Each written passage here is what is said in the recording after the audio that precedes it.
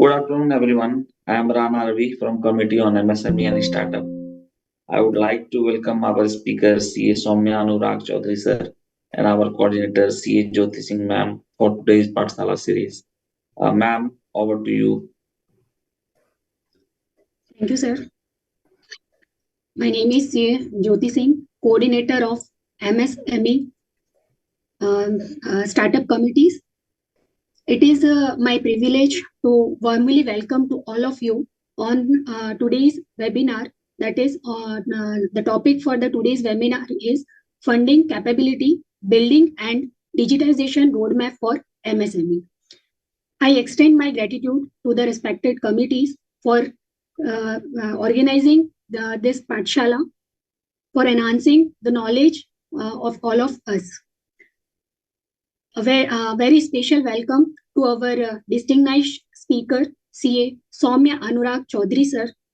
About him, he is a chartered accountant with 12 years of leadership experience across manufacturing, technology, and electric mobility ecosystems, working with listed Indian companies and global MNCs. Currently associated with Ather Energy, contributing to finance strategy within a high growth electric mobility environment.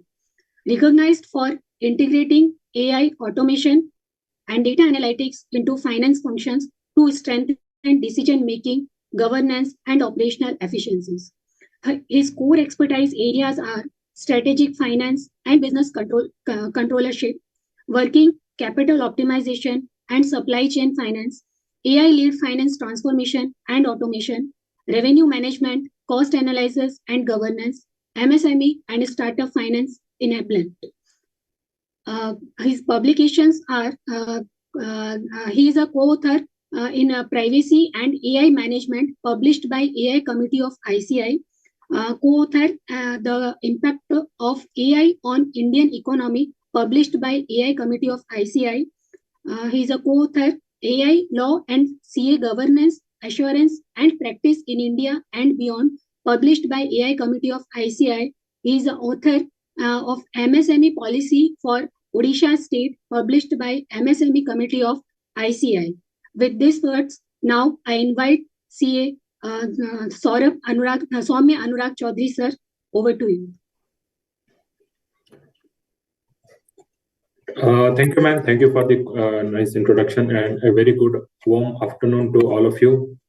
And so let me present my screen. Please let me know once you can see my screen.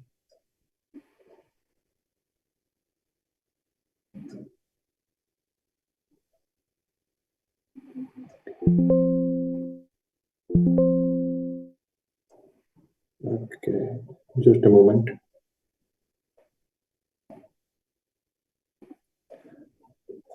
Right. Yeah. So today I'll be taking up basically the entire session. I'll be splitting into three parts. So the first part I'll be taking up the one business case. The business profile is around a fresh food company. So it is basically a FMCG company who manufactures and then try to sell their products across their brick and mortar stores as well as in the e-market space like Amazon, Flipkart, etc. And the second business profile which I'll be taking up is around the manufacturing world, where the entity manufactures different types of components and then supplies to the OEMs, eminent OEMs.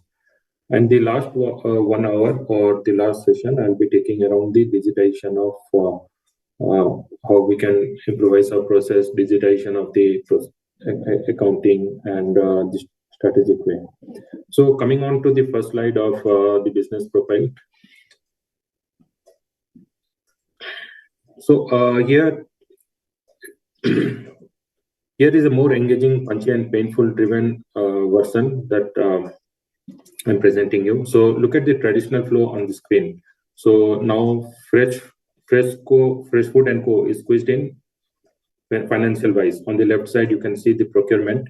So the potato farmer does not take credit. He wants cash today at the farm gate. And if you don't pay, the truck goes to the competitor.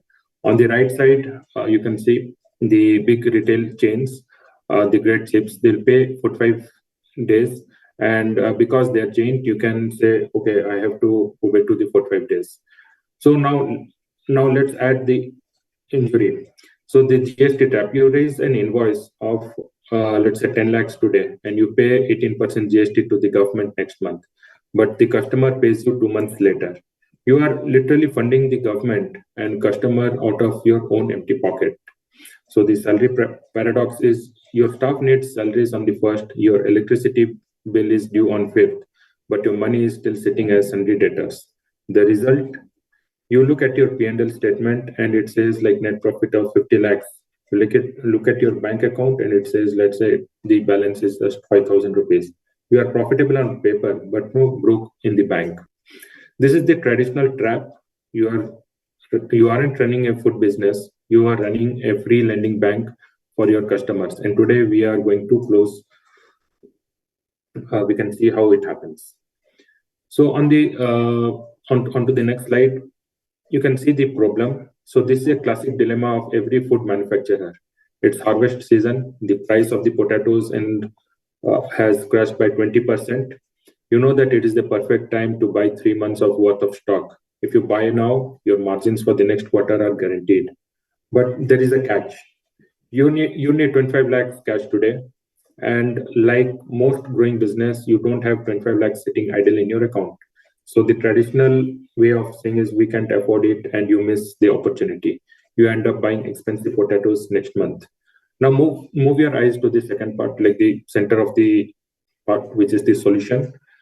So here, why use my money when I can use the inventory value? So here we are bringing in the warehouse receipt financing.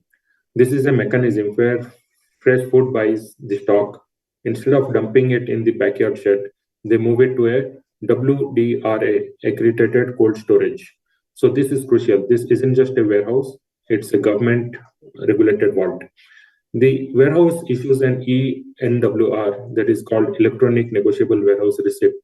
Think of this receipt as a property deed for your potatoes. We place this digital receipt to the bank, and finally look at the green box. That is what we unlock is the potential. Because the bank trusts the WDRA system, they treat the receipt like gold. They instantly fund 70% of the value. So out of, let's say, the 25 lakhs you spent, the bank gives you back 17.5 lakhs immediately.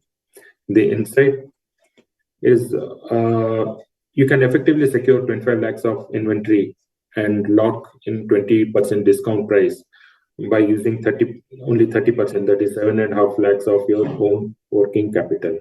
So you didn't just buy potatoes, you leveraged them, you forced the raw material to fund its own purchase.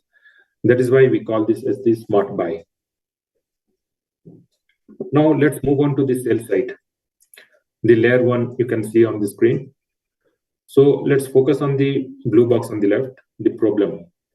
You have processed the potatoes into chips and delivered them to a massive national retail chain. They love your product, but they have standard policy payment in 45 days. For those 45 days are very painful. You have already spent money on raw material, labor, electricity. Now your profit is sitting in a ledger that is called account receivable. You cannot pay your salaries with ledger entries. Now move on to the center, that is the solution. We stop treating the invoice as a piece of paper and start treating it as a digital asset. Here we use something called electronic vendor financing. And here's the magic that's happened. You upload the invoice to the bank's portal. Because the retailer is an anchor, a trusted, high-rated corporate, the moment they click accept, once they accept your invoice, the job is done. The bank does not wait for 45 days. They pay you immediately. So here's the master stroke on the right, that is the pivot. This is where you save serious money. The system checks the retailer's cash position automatically. So scenario one, there are two scenarios here. That is, the first scenario is if the retailer is sitting on surplus cash, they might say, I will pay you on day 2 myself, but I want 1% discount. Take it. The 1% is cheaper than any loan interest. And scenario 2 is if the retailer keeps the cash, the banks step in. They pay you on day 2, but here is the kicker. They charge you the interest based on the retailer's credit rating, let's say 8.5%, and not MSME rating, that is 12%. So the insight around this slide is, by using this particular layer or this particular mechanism, you have converted 45 days receivable into a 48-hour liquid asset. You have the cash in your bank account to fund the next production cycle before your competitors have even received that check. So this is a classic way how we can use the electronic vendor financing facility, and this facility has been given by most of the banks, whether it is nationalized or it is private banks as well. Now coming on to the next thing, that is the layer 2, the final piece of our distribution strategy. So once we have our chips ready, you need to distribute it, and there are many ways where you can do the distribution. Either you use a franchisee system where you can supply it to your franchisee owners, or you can sell it in your e-commerce market as well. So the problem is, for food business like fresh food, finished foods are like a ticking bomb. So these are the perishable items. They have the expiry date. Once you start manufacturing, the time starts ticking in, and every day a packet of chips sits in your factory warehouse. It is not just an expiry risk, it is a financial liability as well. Your capital is trapped in those boxes, and you are paying the electricity, other expenses at the same time to keep this. So here the basic objective is, I want to liquidate my inventory as soon as possible. And in this insight, how can we liquidate our inventory as fast as possible? Because it is not the inventory which will just be sold to the franchisee or to the e-commerce site or to the retail place, but it should reach the final customer. Because if it does not reach to the final customer before the expiry date, or even well before the expiry date, it just comes back to you as a loss. So now you can see the center part, that is the solution around this. Here we adopt a push model where we beg the distributors to take the stock to a pull model using the franchisee finance. So basically, when it is a push model, we speak with the distributors that, okay, you please take the stock. And however, when in terms of the pull model, we have our own franchisee, you have our own stores, and then you can put the stocks out there so that it can reach to the final consumers. Here is how the financial plumbing works. The bank provides a pre-approved credit line directly to our, let's say we have 50 franchisee stores. The moment Fresh Foods dispatches the goods, the bank system triggers an automatic handshake kind of thing, and the bank debits the franchisee's loan account and credits the Fresh Food accounts immediately. So this is a typical arrangement where a tri-party agreement enters between the Fresh Food, the franchisee, and the bank. There are other types of facilities which can also be extended by the bank, but in this case, we are saying that the franchisee also holds a loan account with the bank, where the liquidity is good, and also the way the payment comes to the system is also seamless. Now on the right side, if you see on to the green box, where the potential gets unlocked. So this is the game changer for our cash flow.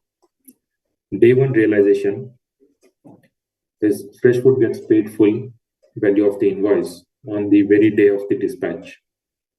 They don't wait for the franchisee to sell the product to the end customer. And the outsourced holding cost as well. So crucially, the cost of carrying that inventory, the risk, and the interest is now sitting with the franchisee and their bank. and not on the balance sheet, on our balance sheet of fresh food. So the insight what we get from this layer is when fresh food dispatches goods, the bank debits the franchisee and credits the fresh food immediately. So we have this effectively turned our distribution network into a high-speed payment engine. We have removed the bottleneck of sundry debtors from our franchisee entirely, allowing us to reinvest that cash into the next production cycle instantly.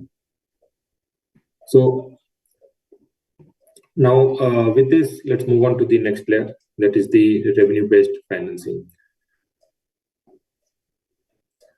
So in revenue-based financing, or what I call as the growth spike layer, so this is specifically designed for e-commerce channels where you're listing your product in Amazon or Big Basket or any of the e-commerce site, or per se the quick commerce site as well.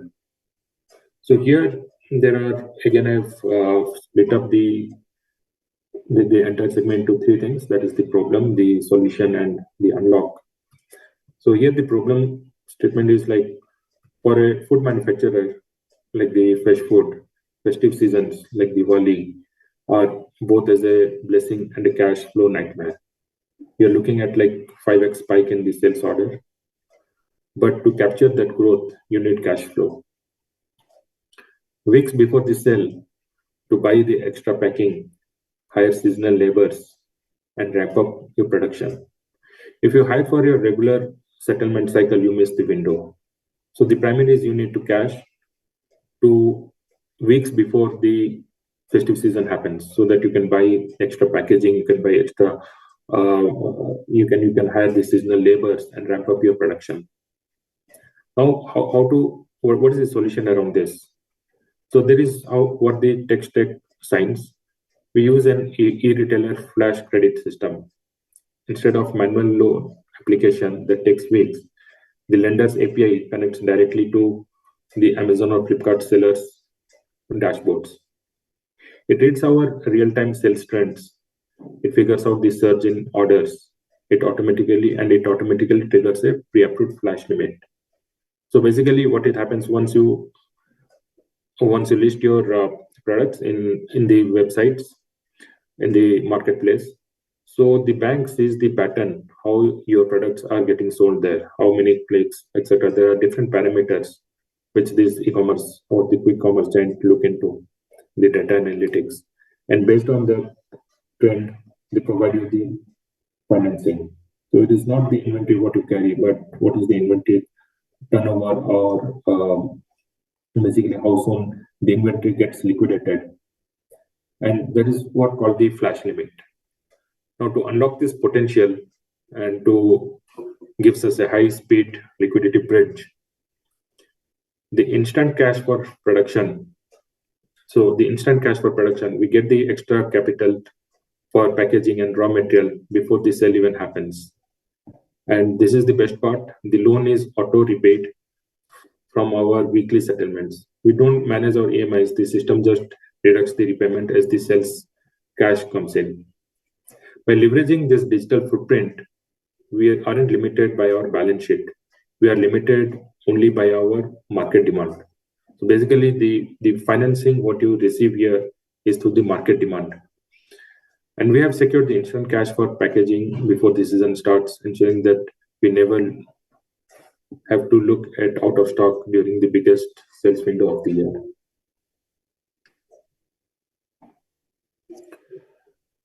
Now comes the how this entire the strategy happens, how the entire workflow that happens. So here, this is called the money slide.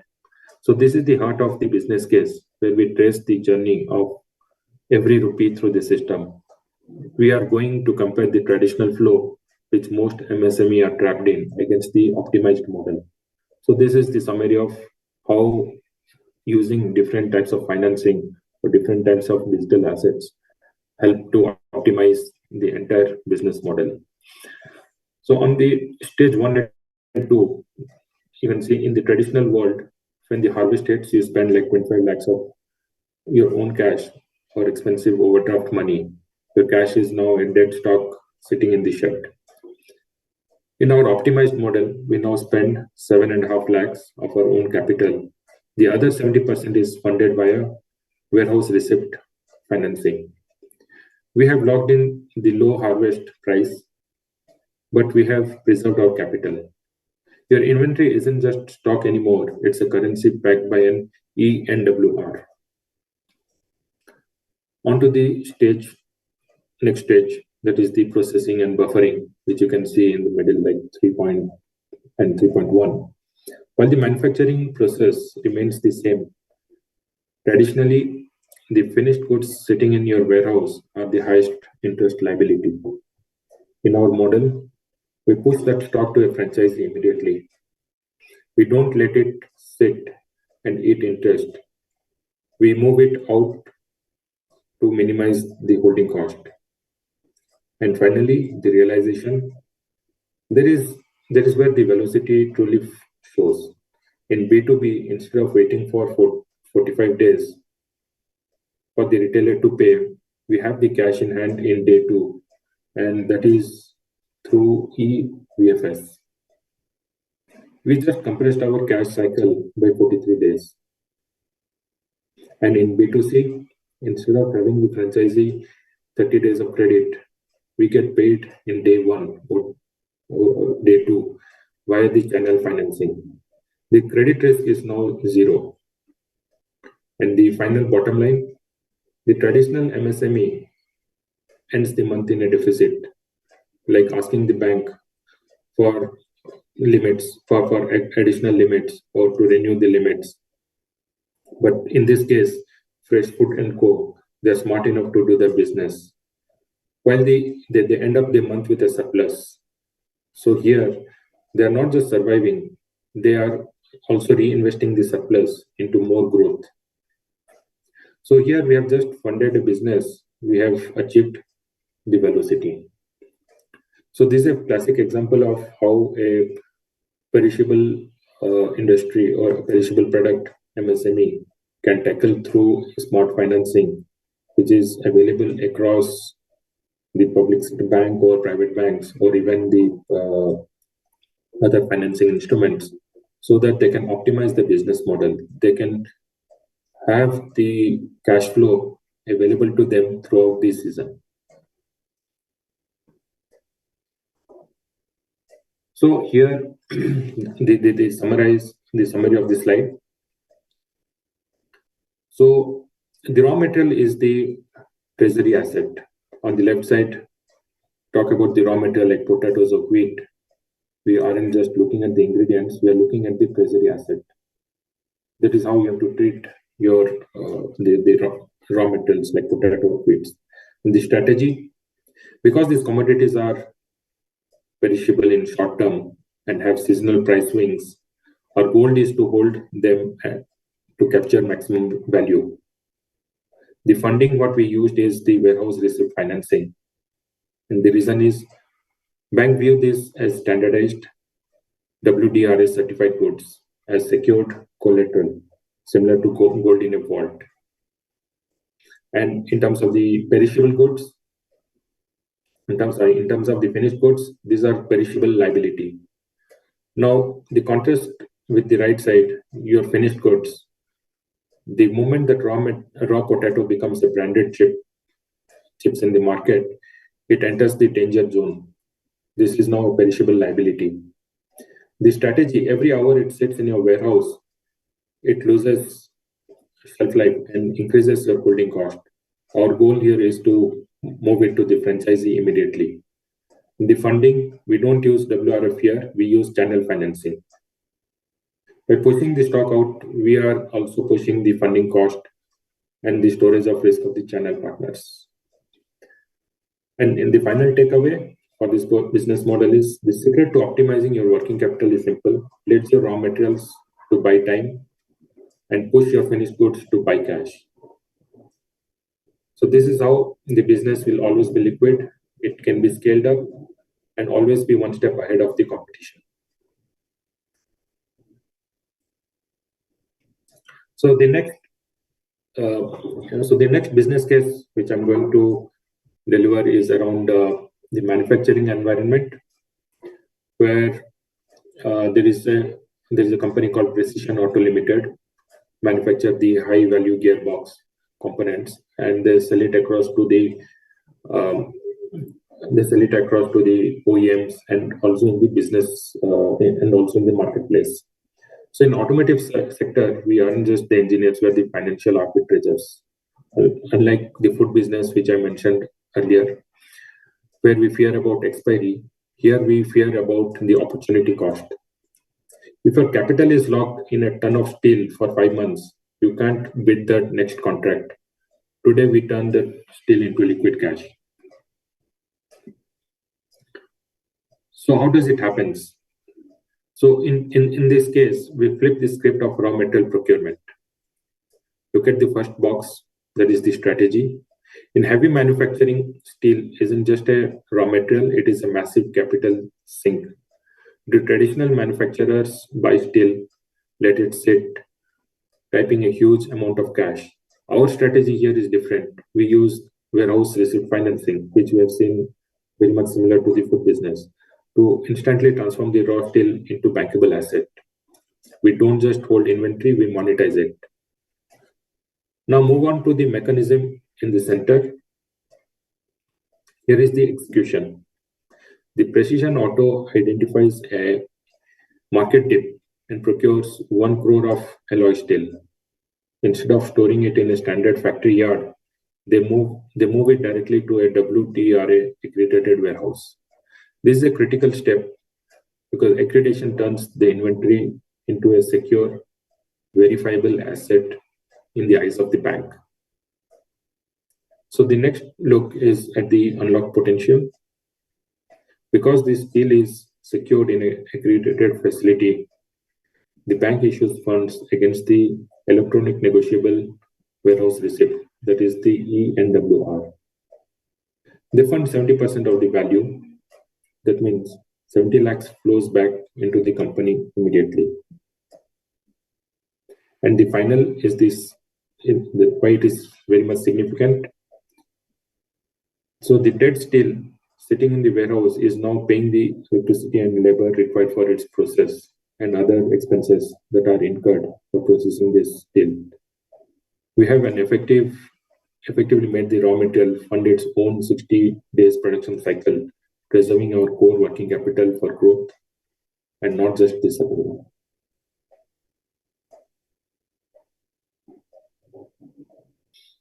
Now let's move to the sales side of it, specifically onto B2B.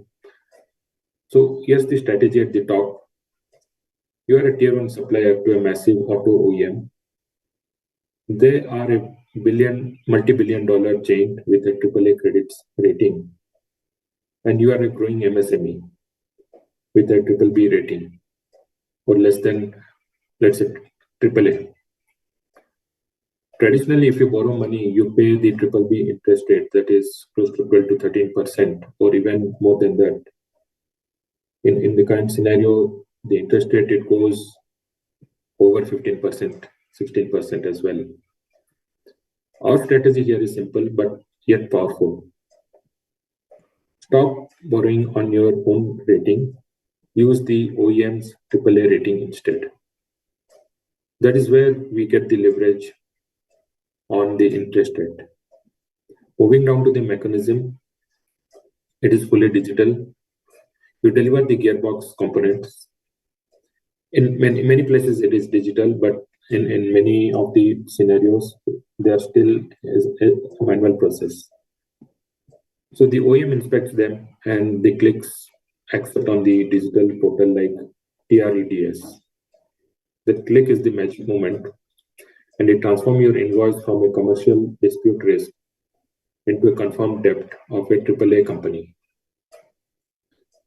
And that is how the unlock happens. This is where the TREDS platform shines.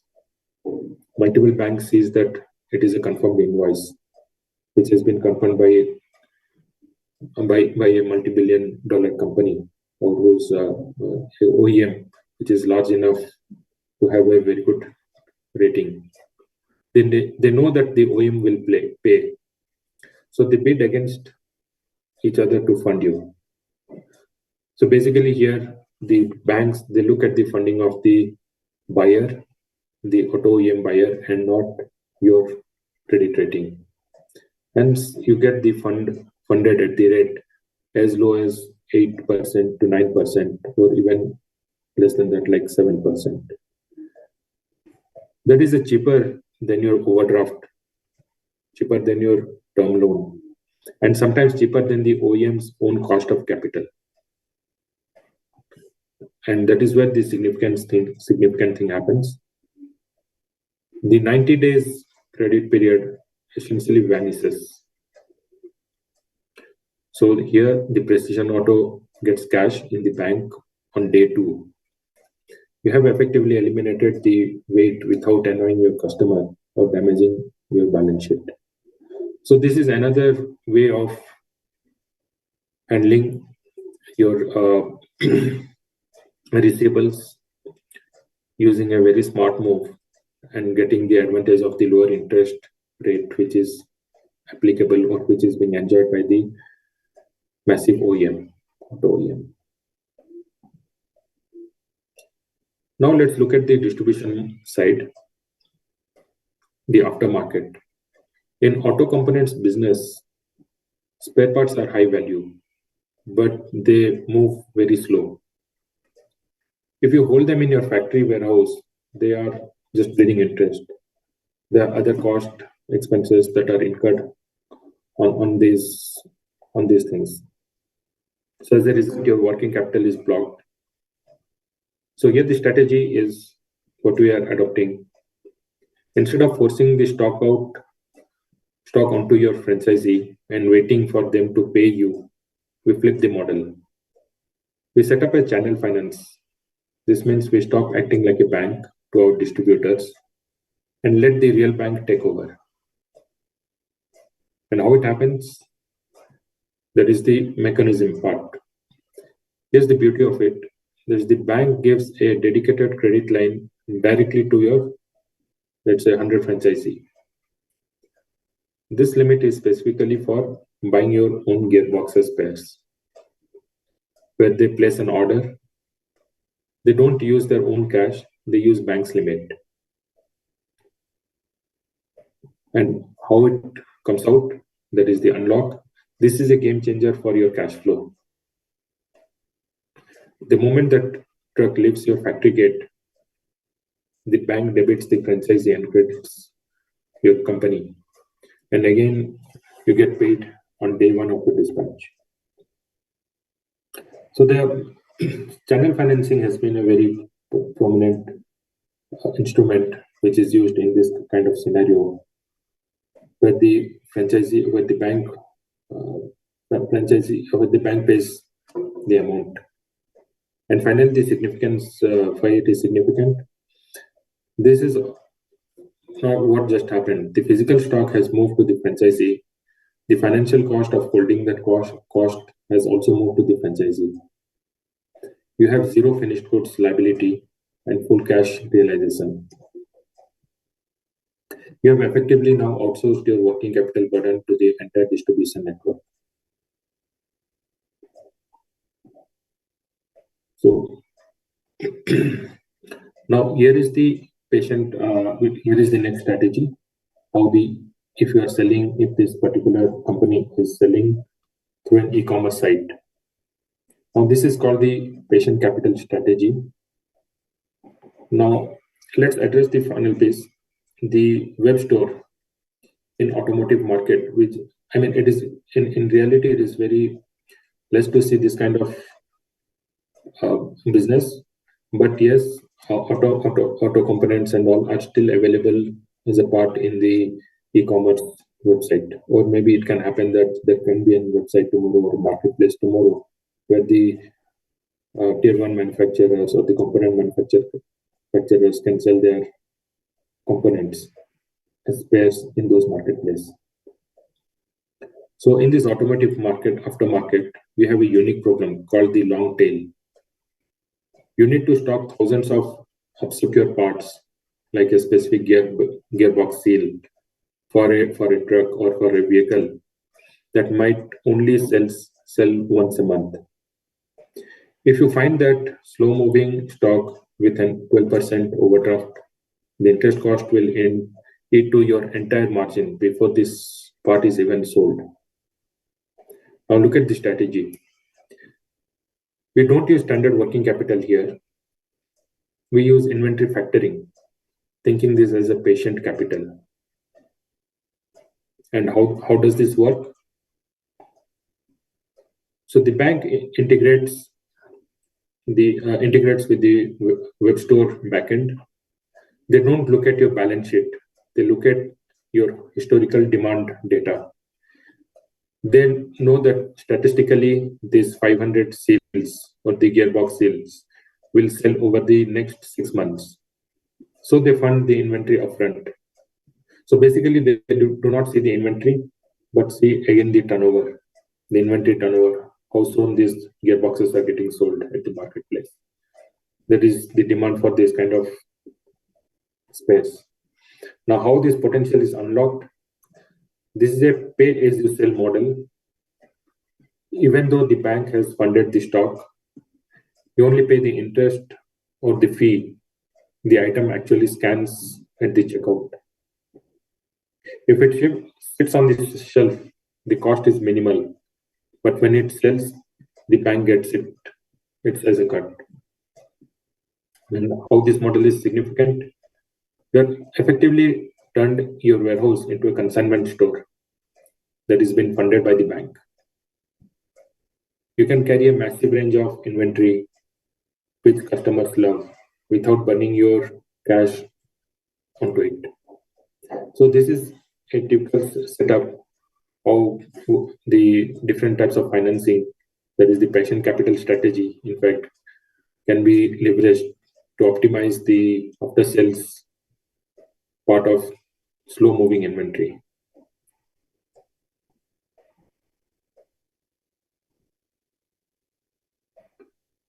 So here is the detailed fund flow illustration, how it happens. That is, if it is like the traditional flow, it takes like 150 days. However, if it is optimized flow, that is the stack which we have seen now, it is very much stacked. I mean, the 150 days get reduced close to like 2 days post-production. The total cycle comparison is nothing but the velocity that has been achieved. So in terms of, in the first stage of procurement, let's say you buy the 25 lakhs of alloy steel, instead of 25 lakhs of outflow, which is the cash overdraft, the outflow is only 7.5 lakhs, which has been funded by WFR. The second thing is the production stage, where the 60 days of WIP cycle, work in progress cycle, the negative cash that comes through the labor, the bills, other expenses, which has been paid via OD or other loan capacity. Now these are being funded again by the bank, which is a self-funded production. And in terms of the dispatch, that is the finished goods moved to the OEM or to the stores. The goods sit in the warehouse, which is in traditional flow, it is like a zero cash. You're just burning your inventory days or the working capital. But if you are adopting the channel finance, this is a trigger for the aftermarket. And this realizes the cash on day one for 40% of your sales. Now, when it comes to the settlement, that is waiting for the OEM to pay, you need not wait for the 90 days. You receive the cash within a couple of days, that is through via EVFS. And that is how you recover 88 days of your liquidity. And the final, in total, the cash realization or the total cycle, instead of 150 days, the entire payment cycle gets over within like 2 days or maximum by 5 days. That is where you achieve the velocity.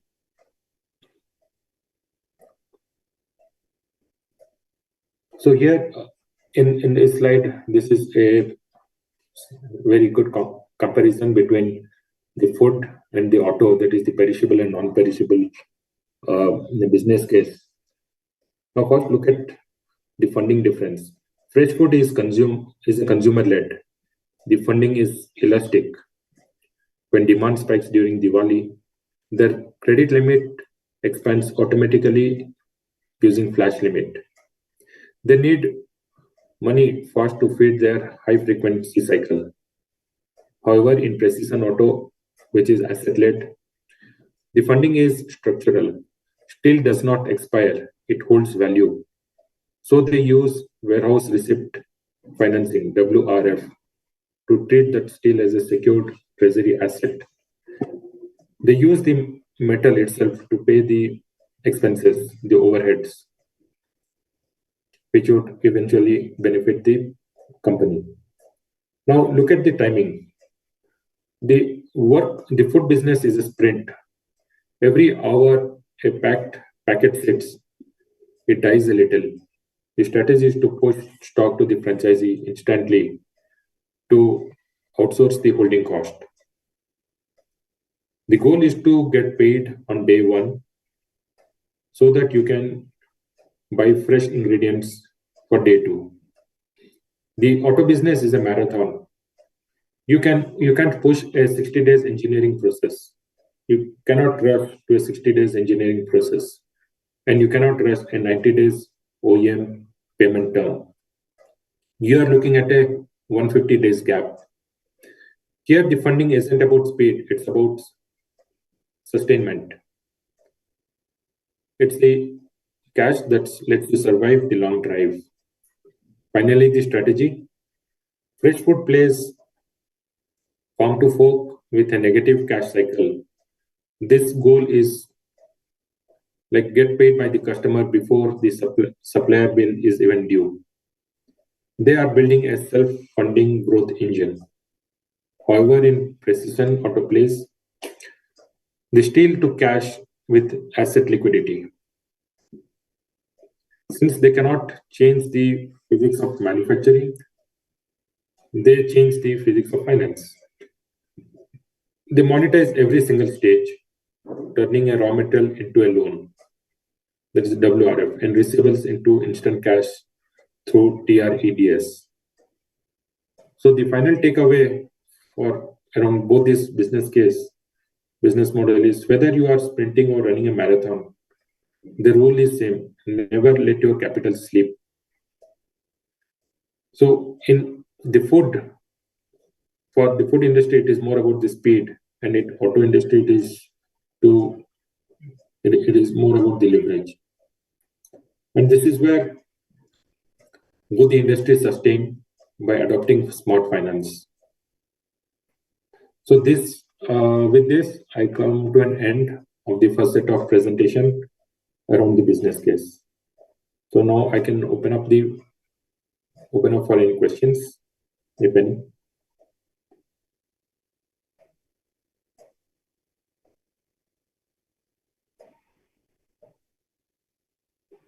Jyoti ma'am, any questions? Yes, sir. I will check.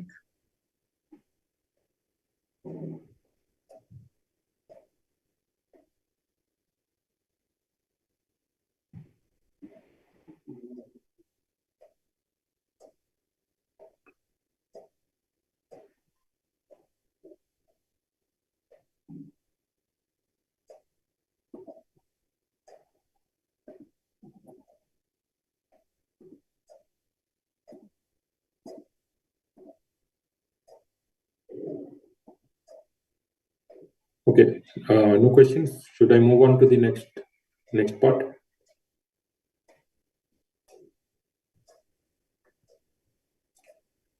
Sir, there are no questions till now.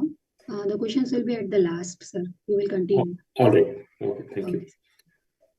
So with this, I covered the first part of the session now today. So that is the MSME capability building and the funding strategies.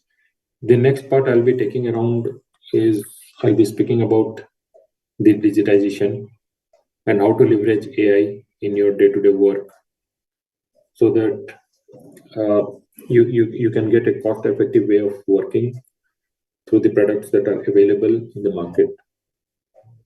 So with this, I start off with something called the vibe coding. Perhaps you are aware of what is vibe coding or the art of prompt engineering. So what is vibe coding? So it is more around when we are trying to build up an applications. We need not go to the software professionals now. At least at the prototype stage, we can start coding on our own. There are different tools through which we can start coding. We can use the LLMs that are available in the market, whether it's Gemini, ChatGPT, Grok, etc., or even the Grok, which will help us build up his small applications, which we can use in our day-to-day office, whether it is for the administrative purpose or for the operational purpose. So what is vibe coding is, it is a way of writing the code where you need not actually write the code. You use the natural language on what you want the LLM to build, and it will help you. It will guide you through the steps how you can build a particular application. I'll be demonstrating a couple of applications towards the end of this session. So let's say I want to build up a PDF miner kind of thing where I want to, let's say there is a 50-page PDF. I want printout for, let's say, page number 5, page number 20, page number 25. So the traditional way of doing this is maybe you can open up the PDF Adobe Reader or any other PDF tool, and you can just go to those particular pages and you can take a print. However, you can build much more flexible model through the tool for your office, for your administrative purpose. So for this, you need not write a proper code. You just need to provide the prompt, the proper prompt to the different engines, where the agents, where they can build up the entire application for you. There are different places where we can build up the applications in Google platform, and there is something called Lovable, where we can use the use those tools to build applications.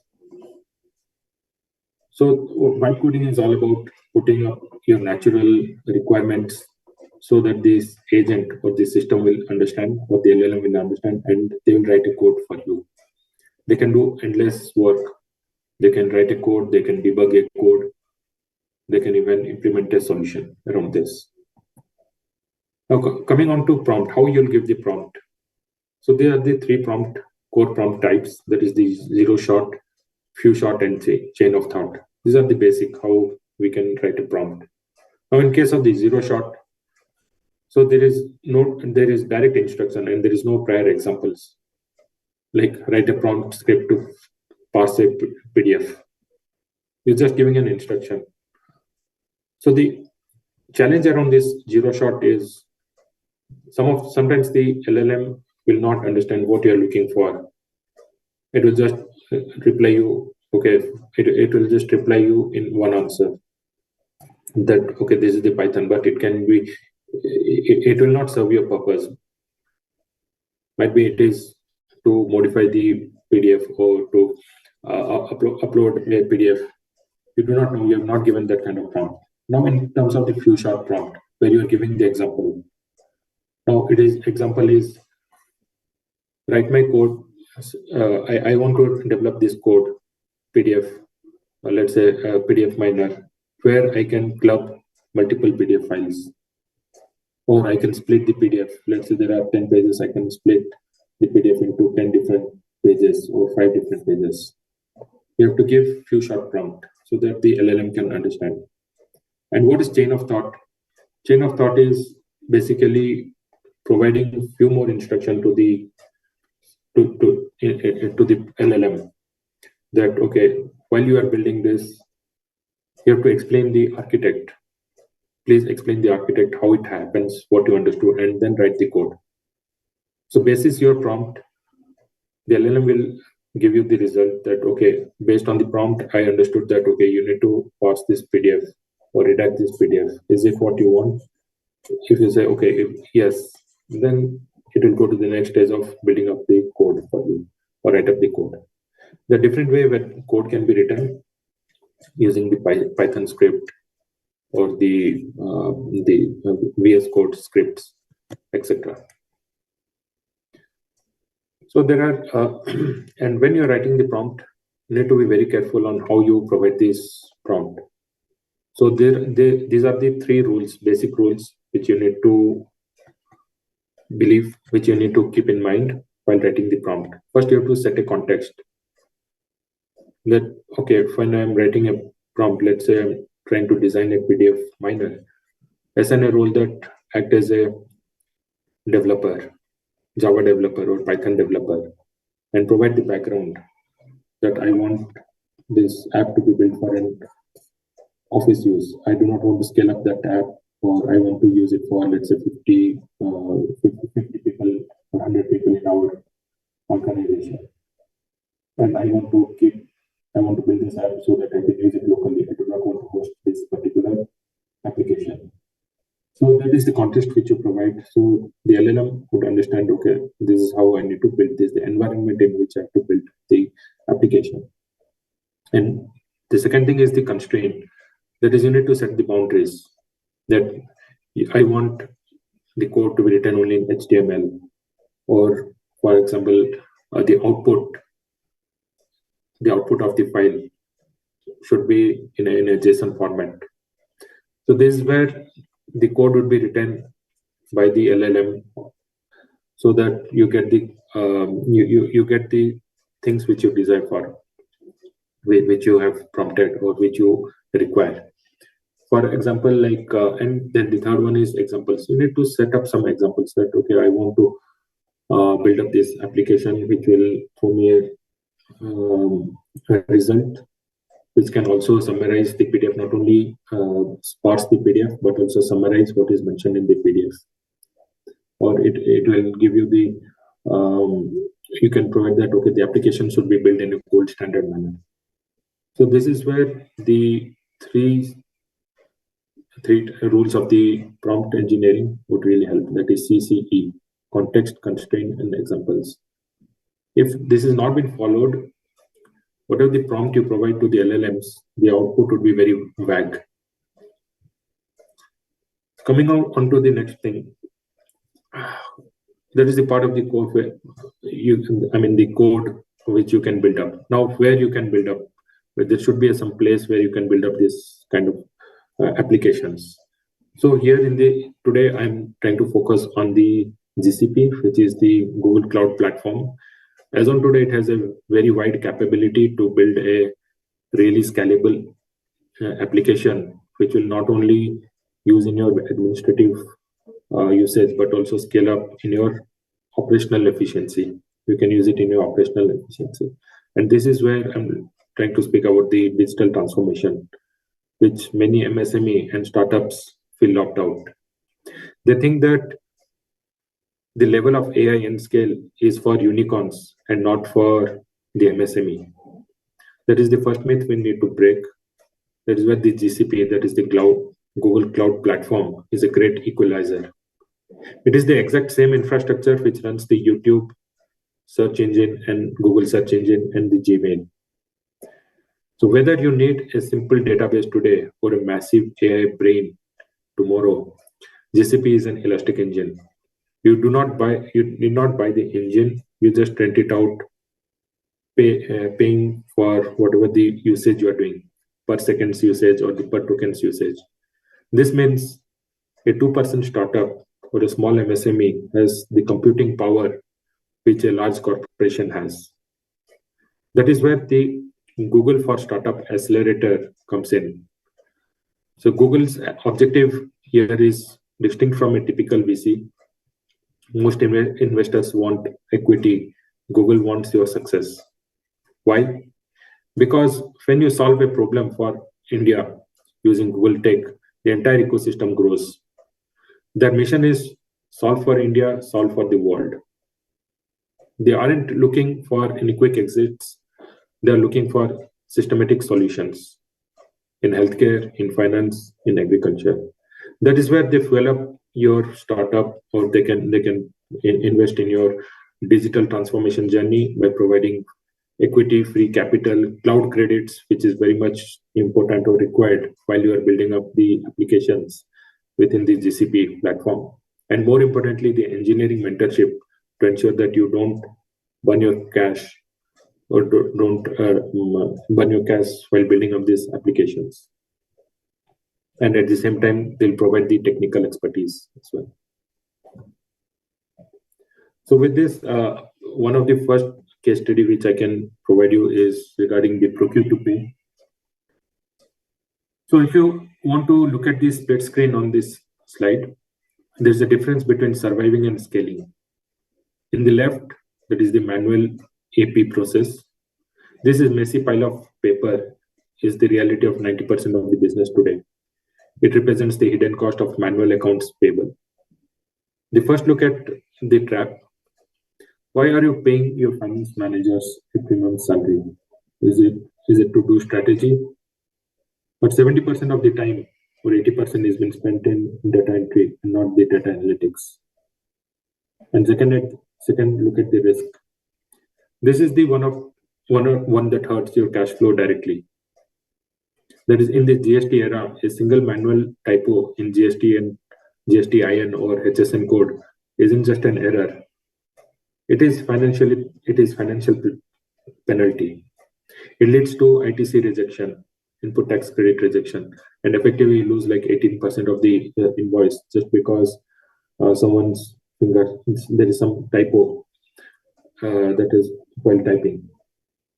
And finally, the lag, your vendors are your partners. So, but right now their payments are delayed simply because their invoice are stuck in an email. They're trying to resolve what went wrong and the invoice has not been raised to the vendor. So that is stuck in the email. You are trying to resolve what is the issue and what are the invoice that has been raised by the vendor are not even accounted in your system. So the goal today is simple.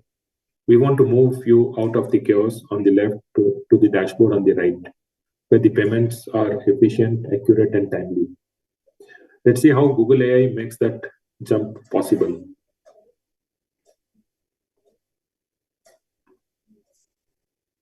So this is the blueprint of the solution.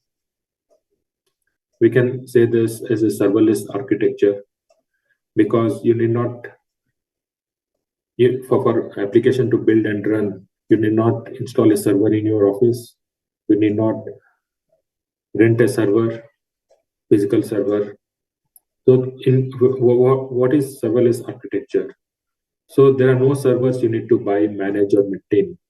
It is purely the job of Google. They have their team for that. But you need to pay as you go.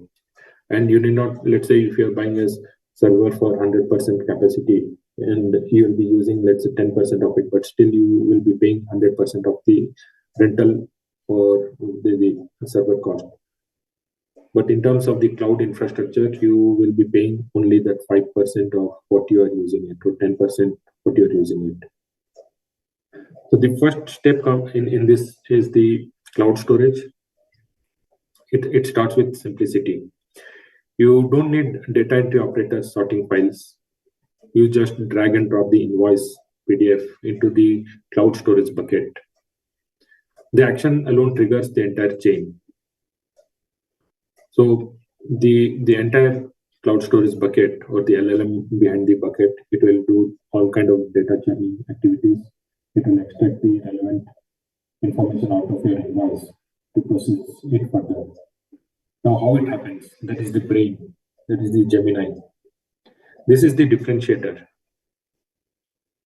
We use Gemini, so there are different models of Gemini. The latest is for LLMs, it is Gemini 5. Gemini 3. That is the Flash. But for the purpose of these, for the purpose of the GCP, the Gemini that is being used is Gemini 1.5 Pro. So this is the extraction engine. This is what is being used for extracting the information out of the PDF. Unlike traditional OCR that struggles with messy layouts. So Gemini is context aware. So Gemini is aware how a invoice should look, how a contract should look like, what to extract from a contract, what to extract from a, let's say, a ticket, what to extract from an agreement. It is aware. You may not train those LLMs or the Gemini 1.5 Pro on this. However, if you are putting the same in, if you are building up an OCR, which a traditional OCR looks like, each OCR behaves differently. You need to have an OCR just to extract the information from your invoice. You need to develop an OCR just to read through your contract, or you need to have a separate OCR to read through your, let's say, a diagram or a charts. Let's say there is a table that is there in your lease agreement, and a typical OCR cannot read that. It can read only through the text. However, you need to have a separate OCR, or you need to modify the code so that it can read through the tables. So it is not a place where it can understand anything. So that is where Gemini clicks in. They are context aware. What is it? What is the document is all about? And it effectively handles complex Indian invoice format as well.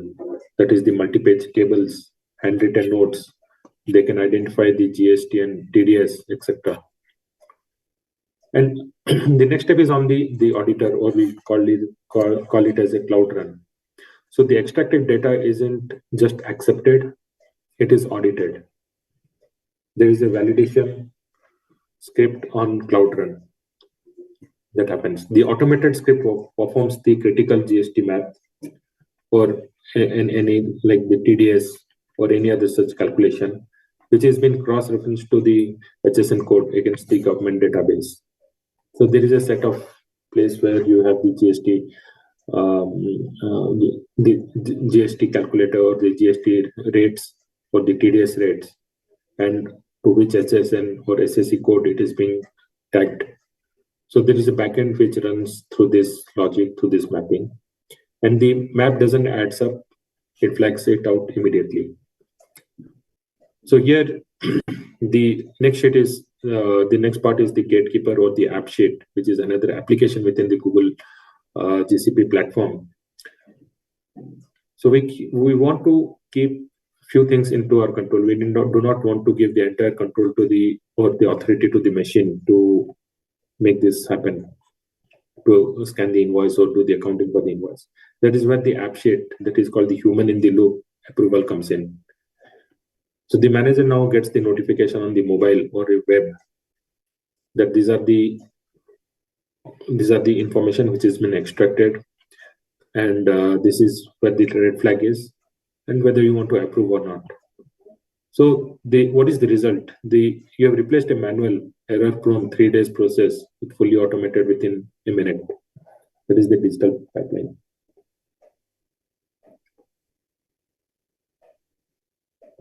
And now how it happens. So standard global softwares often fails in India. Why? Because it does not understand the complexity of GST, HSN, and TDS laws. The slide represents the, so this is particularly the compliance slide where we built this specifically for this market. So the focus is if there is an error in the HSN. So HSN 8471 implies like 18% tax, but the invoice calculates 12%. So this is the moment the system saves you money. The human side might miss it, that 6% difference is a rush. The AI never misses. That is how you train the model, or even the Google, the AI. The LLMs are intelligent enough to spot out this kind of errors. And this is what we are not speaking about few invoices, like thousands of invoices, which manually takes a lot of time and effort to scan through this. Now, the next part is on the vendor system sync. So this is critical for avoiding the fake invoices. Before you pay a single rupee, the system auto checks if the vendor is actually active on GST portal. If the registration is suspended, the payment is blocked. So how it happens? Again, it is through different ways. There is a you can build up the application. You can call on to the API of the GST portal, and the GST your application will return. In turn, will say whether the registration is suspended or the payment is blocked for this particular GST. So API is the key where the transformation, the information flow happens between your application to the GST and back. And next is the TDS logic. Finally, the TDS logic, like 10% for professional services, 2% for contracts. So the AI has the capability to extract that invoice category, understand the nature of service, or what is the nature of service, whether it's a contract, professional service, or it is a rent, and apply the TDS accordingly. However, the TDS engine, there are two ways of doing this. Either you provide manual the rate of interest, the TDS rates to the system when you are building up this application, or else it can directly fetch the latest rate of TDS from the websites like the income tax website or the different other websites. So it is the API call. They do it by their own, extract the data and verifies whether the rate of interest is right or not. So here you're not just automating the payments, but you're also automating the audit safety. You're blocking you're flagging the invoices which are not compliant, which has a wrong HSN code or ACC code, and even the TDS rate, the GST rate is also not correct. So that is where we're trying to do this. So here I take a pause for a moment before I start demonstrating on the applications to give a live demonstration on how the GCP looks like, what are its element, how you can do. Before that, any questions?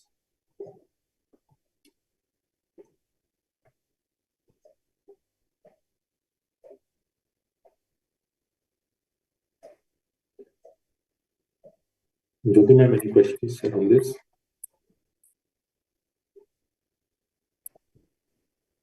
Yes, sir, we have a few questions.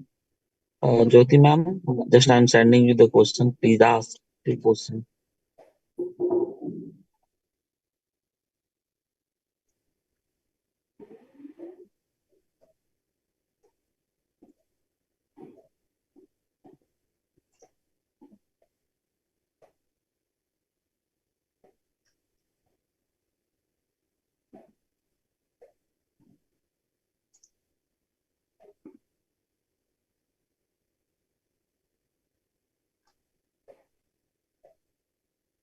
Sir, I have one question that how can banks and NBFCs design MSME-friendly financial products beyond traditional collateral-based lending?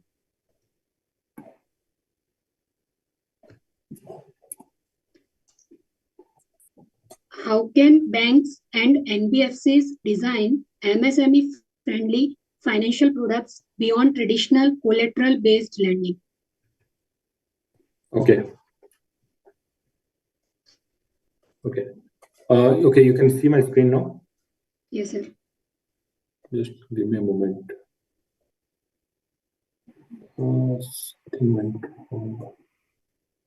Stop sharing. Okay. So it is basically to design the cash flow. So how the MSME friendly financial product can the bank can use is the product mechanism. So they can integrate the GST data and the bank statement to visualize the MSME turnover and the profit margins. And sometimes they can use the account aggregator framework to fetch the tamper-proof financial data directly from the user bank with their consent. And the underwriting model. So if an MSME has consistent, in GST filing, healthy cash inflows in let's say 12 months or 24 months, they can qualify for a loan even without a factory or for any land or any plant and machinery to plates. And there are other things like implementing a supply chain finance, reverse factoring as well. So where MSME supplies goods to a large company, like let's say any of the Indian big companies, and we finance the MSME based on the corporate acceptance of the invoice. That is where I mentioned in one of these things. And there is also something called the revenue-based financing. So in terms of the revenue-based financing, the product is, it is basically designed for these e-commerce or D2C brands, that the bank advances the capital to the MSME. And the repayment, instead of fixed EMI, the MSME pays a fixed percentage of interest over the monthly revenue.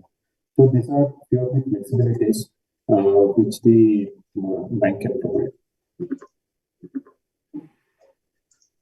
Okay, thank you, sir. The next question is, what role can chartered accountants play in improving the creditworthiness of MSMEs? What role can chartered accountants play in improving the creditworthiness of MSMEs? So primarily, there are many roles which they can play. One is like building an information backed profile. So when you're building up the profile of the company, it should be the transactional velocity, or based on the compliance, how good they are in their compliance. Then what is their rating around this? And second thing is they also, they can use the digitalization of the MSME, like whether they're using the invoice-based discounting or the revenue-based financing. So the new credit score, no, it is not just how they operate financially, but yes, what is the new business models they want to adopt as well. Okay, thank you, sir.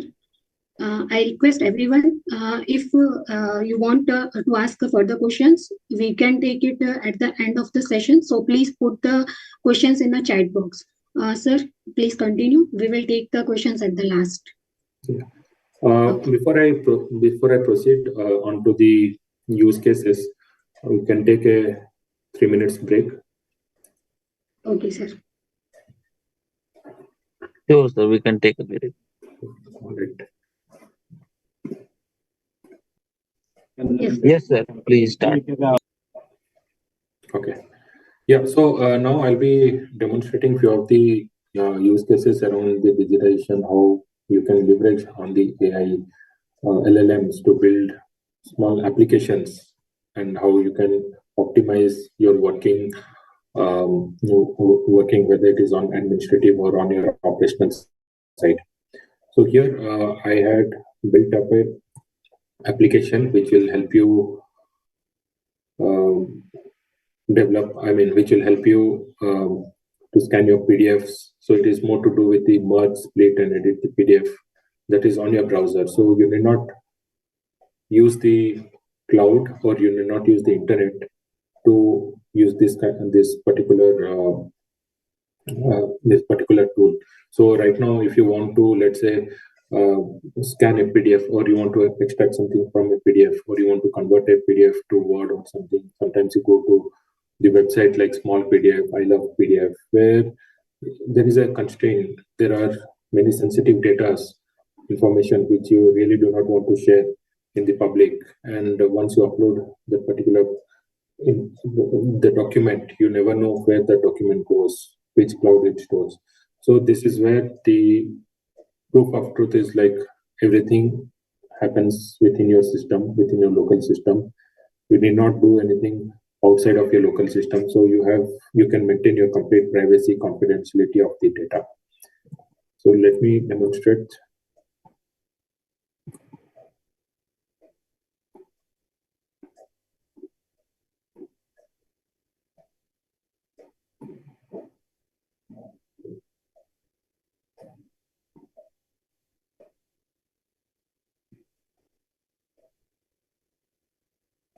Right. So this is the application which I built, which I use within my workspace, and you can see here it is completely local. And the applicability of this particular tool is it will merge, split, edit the PDFs directly in the browser because it is an HTML. It happens in the HTML, and there is no uploads to the cloud or to the internet as such.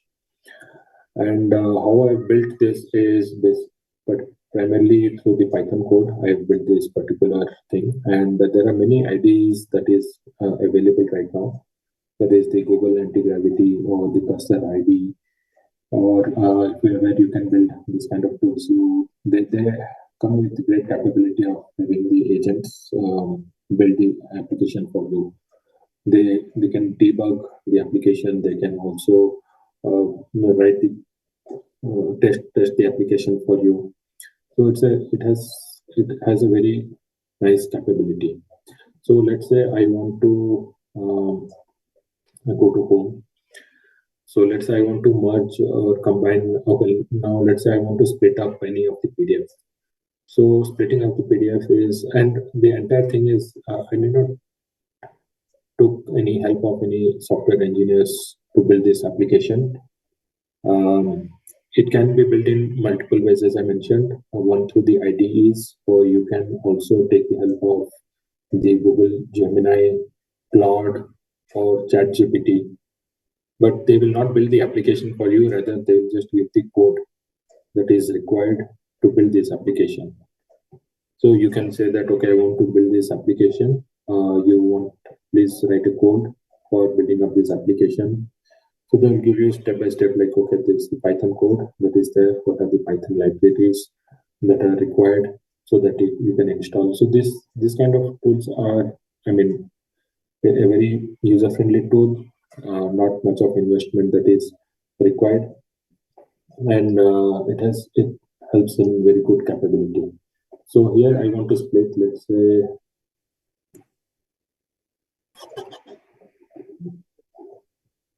I want to split up this particular document.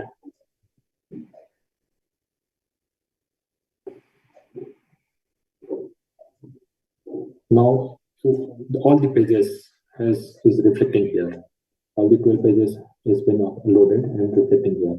Now there are different split modes, whether it is explode every page I want to split, or I want to split by range, whether between 1 to 5 pages, 6 to, or every n pages. So if n pages, I can give like mentioning here, like I want 5, I want, let's say,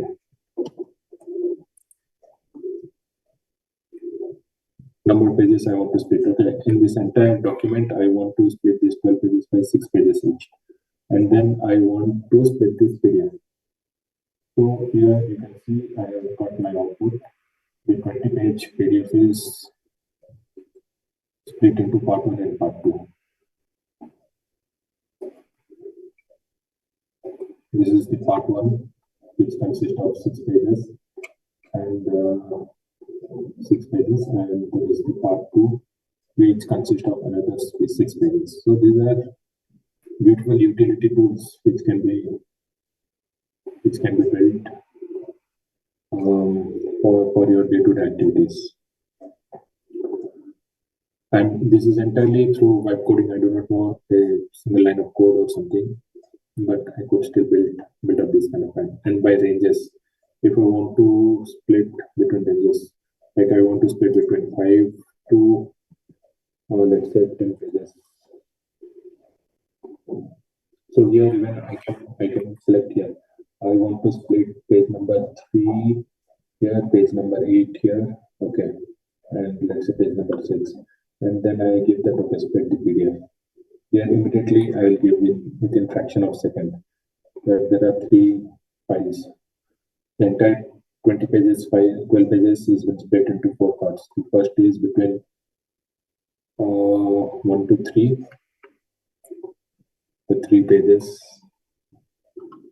The next one would be like 6 to 8, and then the other 2 pages. Similarly, there is an extract. Like if I want to extract something,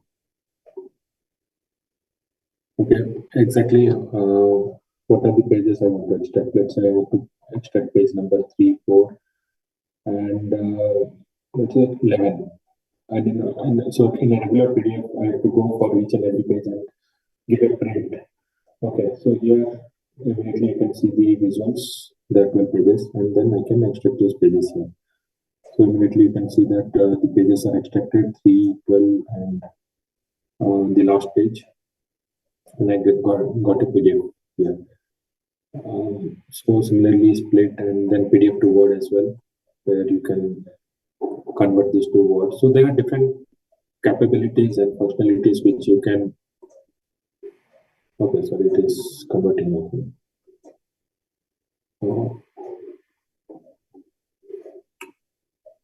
Yeah, it is converted, and I could see the entire Word file here. So there are these kind of capabilities can be built. Same thing with the merge. If you have two different files, PDF files, this can be merged into one PDF file. So this is a good way you can do. And second thing is, so this is the use case of, as I mentioned, about the vibe coding and using of the anti-gravity IDE.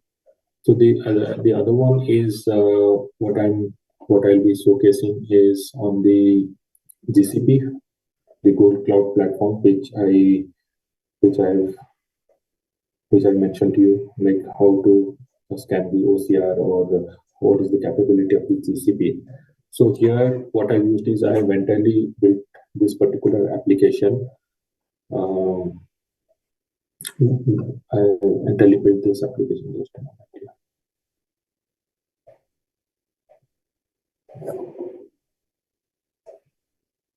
Yeah, so I entirely built this application through an IDE, and it has the capability of scanning any document or extracting the data out of any document, whether it is an image or it is a PDF as well. So let's say there is a PDF which is scanned and it is stored as an image, so it will scan through that as well. So that is the capability of the Google Cloud Platform. Just a moment.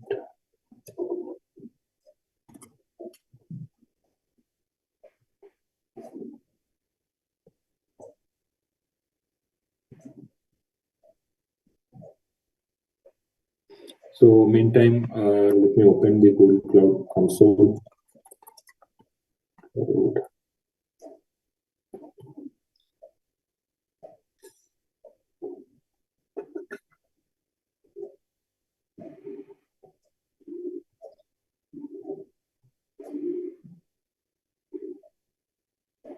Yeah, so this is basically the Google Cloud Console, how it looks with my account. So there are different tools which can be used. Here, what I've used is the Document AI, which has the capability to scan through different documents.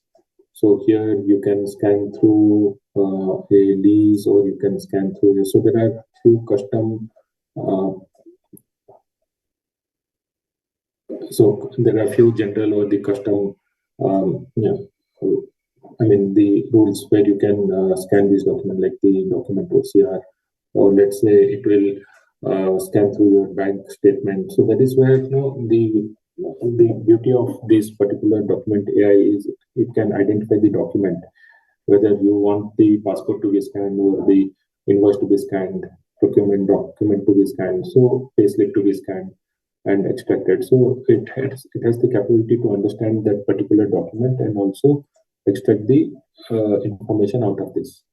So and the second thing is the Vertex AI. So this is a very great place to build your application of the engines through which you can you can really use the capability of the AI, the Gemini AI, to process through your documents. So here you can build up an application, a very short application, or you can build up an image, something. So this is the Vertex AI Studio, where you can develop, test, and deploy advanced multimedia app.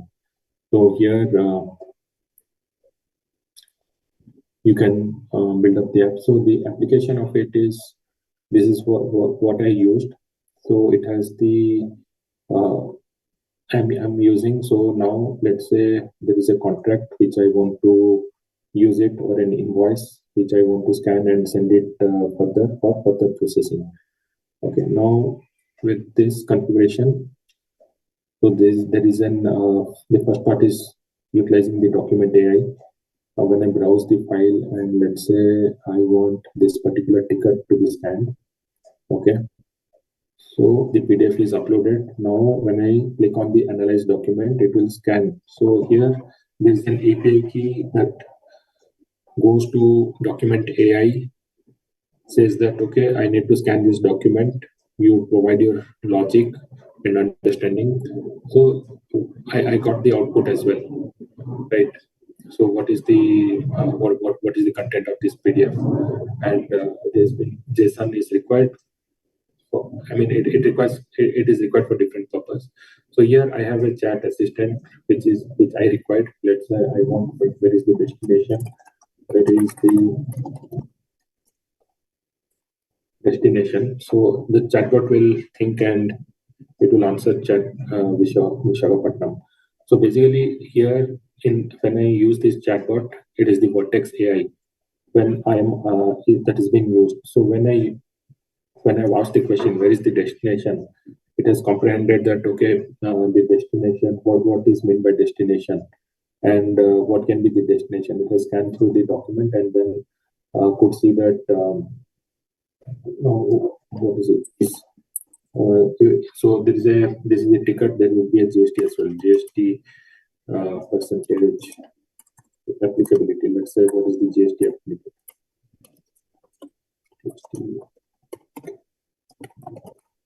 Let's say it is able to answer or not. What is the GST applicability? Yeah, the document indicates GST is applicable on IRCTC, convenience fee, travel insurance, GST for insurance as a supplier. So primarily, what I want to specify this is the use of the GCP cloud. So where the intelligence is being used to extract the required documentations, information, and the build happens at a very low cost, which can really be leveraged at a startups or the MSMEs thing.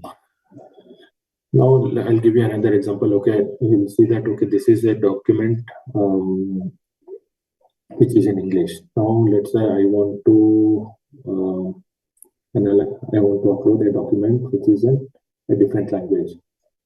Okay, this is the document which is in different language. Okay, I can show you the document. What does that mean? It is there.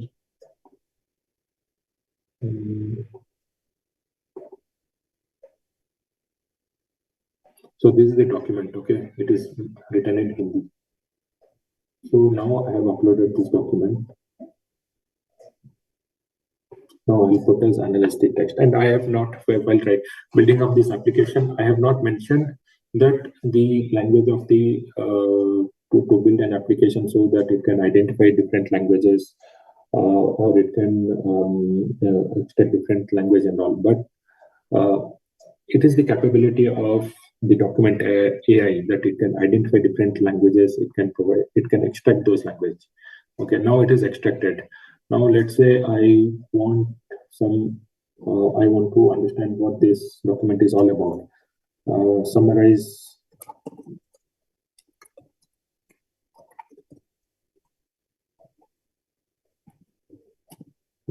this document. Okay, I'm writing in English, and let's see what is the result. So the result is in English. It has read through the Hindi language, and the answer is in English.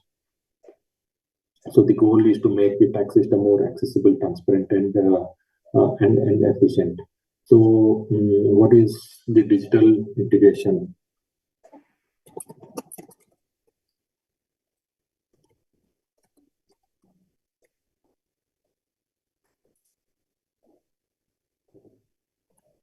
So there is a spelling mistake as well. So the document mentioned digital integration as the key objective of the Income Tax Act 2025, aiming at this one. So That is where the capability comes out of when we are using applications. And you may not subscribe or need to have an account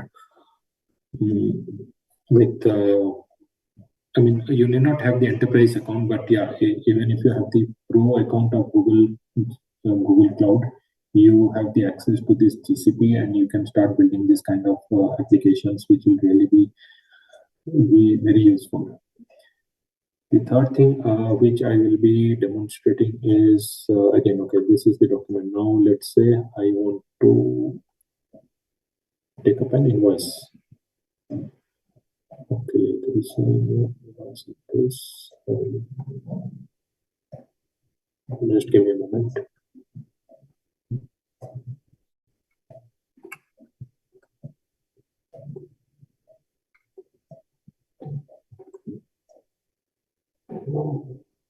Yeah.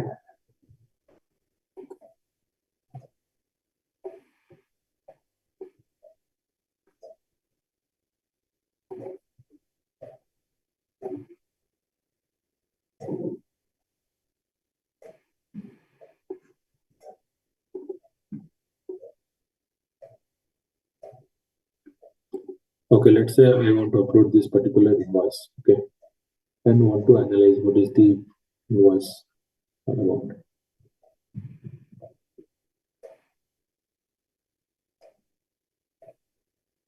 So it has extracted all the relevant things. You can see the Gemini is extracting the things, my invoice, date, name, etc. It is being uploaded here. I mean, it is optional whether you can keep this one, this particular OCR output or not. It depends on what you require. I require because I want to see the invoice before it go for further processing and all. So here, let's say I want what's the GST? Is GST applicable? So it goes based on the provided invoice. GST is not applicable. GST rate is 0. The tax amount is nil. So it has that capability. I mean, here I'm demonstrating the capability which you can build on your own through your broader team. You can use this capability in your operational works as well. Now the last one which I wanted to show you is really a very good one, which has an immense capability. Is, let's say, now from the accounting perspective, let's say I want to read through a document. Okay, read through a document and also do the further accounting for this particular document. Okay, now let's say this is the lease agreement that I want. Okay, so this model I built only for the lease agreements. That can be because the capability of that has been designed for this lease agreement is something different. Let me refresh this. So when you see this live GCP, that means I have configured my Google Cloud platform here with respect to the project ID, the processor ID, and the API, which is API key, which is required to call the agents, like the document AI, Vertex AI in this case. So here, what I will do is here I will upload a lease agreement. Let's say I'm uploading a lease agreement for this. Okay, this lease agreement, you can see 25 MB. That means it runs into pages. It is a scanned document, and also it is a scanned document. It is again a document which contains tables, diagrams, numbers, etc. Okay, it is a very heavy document. That's why it's taking some time. And thing is, it is secure. Now, if you have an enterprise license or something, you can use it within your enterprise. Even so that the data will be confined within your enterprise, and it will not be available in the open internet. So here, okay, I mentioned, you can see that this application is running in my local, and where I am using internet. perhaps you will be confused or you are asking the question. This internet is only that API key where the document AI is being called for to analyze the document and Vertex AI to understand and respond to that particular document. It's taking a bit of longer time. So meantime, I can show you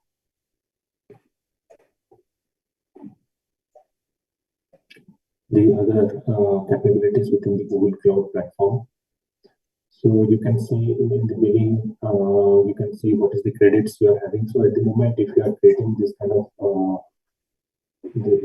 this application, sorry, if you are having this account, that is the Pro account, you can easily get $300 credit, which is very enough. I mean, too much for building this kind of application. Okay, I mean it is surplus, and over and above that, sometimes Google do provide 1,000 USD as well, 1,000 USD for building up the applications. So now let's say if you are using a database, you can use the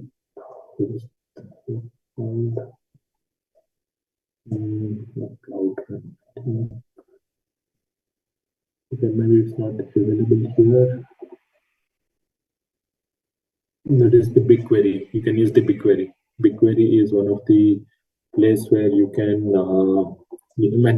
use it as a database. Let me see whether it is scanned or not. Okay, yeah, it has scanned. Okay.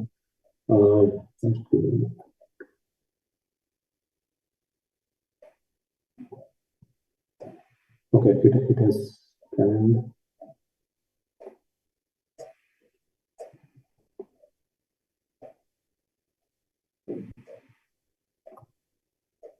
Okay, it has scanned now, and the extraction is complete. You can see now. If I want to see what is the okay, now I have built this capabilities. What I built is I want to compute the financial impact of Ind AS 116. So now it is a list document, and I want the entire automation to work through the not only scanning but also giving the financial impact accounting as well. So here you can see on the screen that let's say the incremental borrowing rate is kept 10% here, and then lease commencement date it has extracted automatically, or if you want the simulation thing, I can change it as well. So now I'll calculate it. What is the calculation?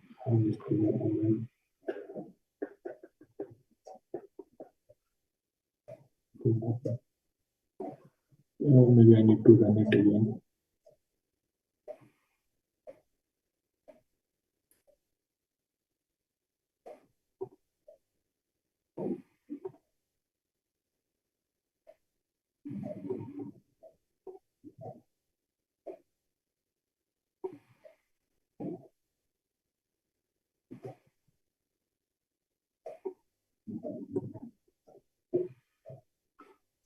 So here you can start building up the application. Let's say we want to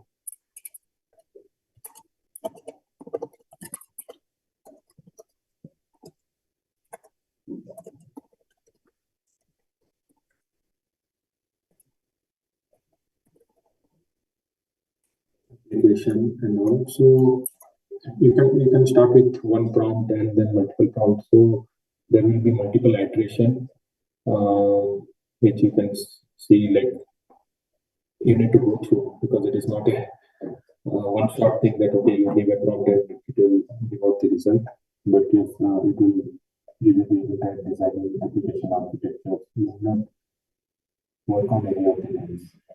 So it has just defined what is the define your core capability, what you want, whether you want to be reader or generator or editor, which technology stack you want, whether it's Python root or the Java root, enterprise level, whether it is the enterprise Java level, then what are the key features you want to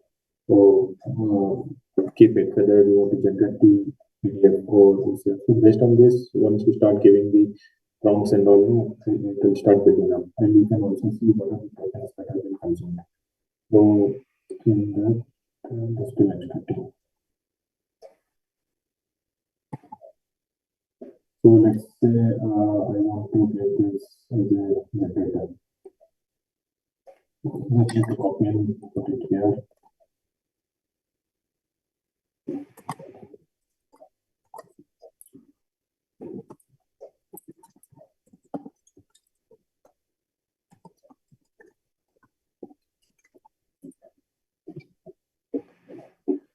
So it is understand and it will give you few of the answers. How to. Okay, yeah. Now.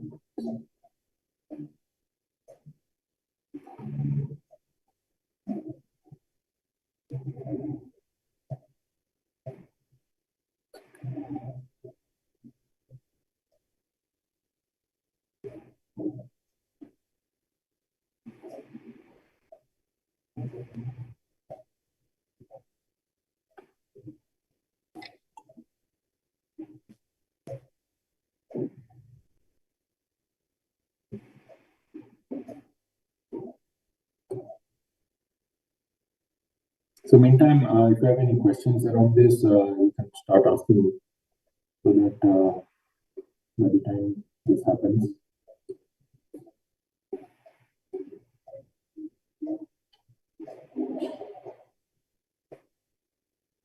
Jyoti madam, any questions around this?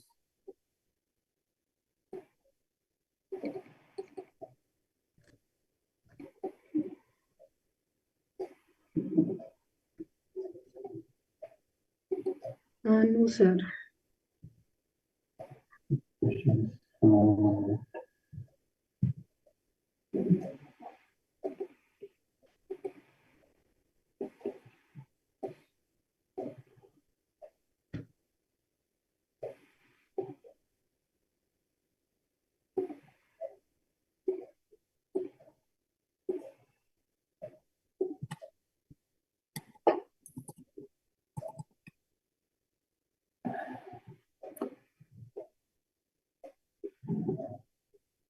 So even here you can go about looking into what are the solutions and the product which is available, which you can use it in your industry, whether it's retail, supply chain, or for consumer packed goods and all.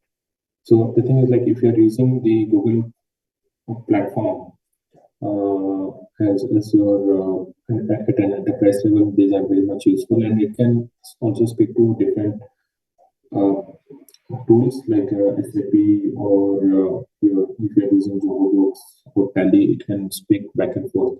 But the thing is, this is independent. This Google Cloud is independent. You can build the things into this, and you can see the capabilities.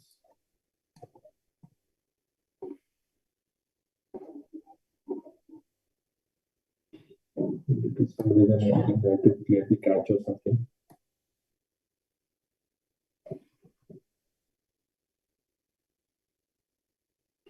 So this is one part, and apart from that, I want to show the other capabilities here.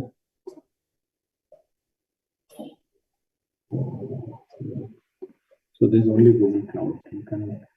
So very lately, very recently, or this is through what XAI you can build it very recently.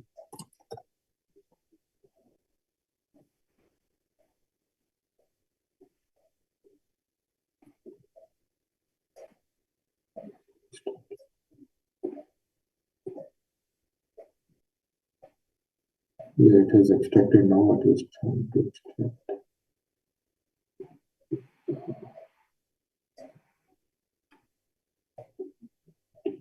Sorry. Okay.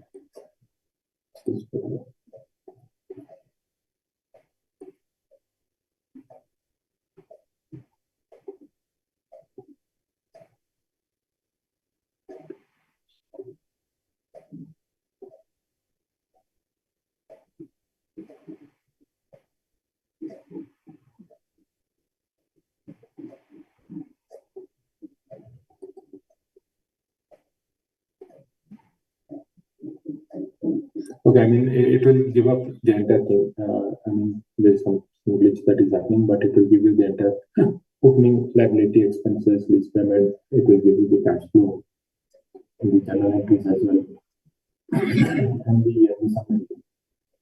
You cannot generate the yearly summary because the amortization schedule is 0, but it has the capabilities to build across all this. And you can ask the questions as well. So similarly, to give you the answer by scanning through the entire thing here to the entire list document.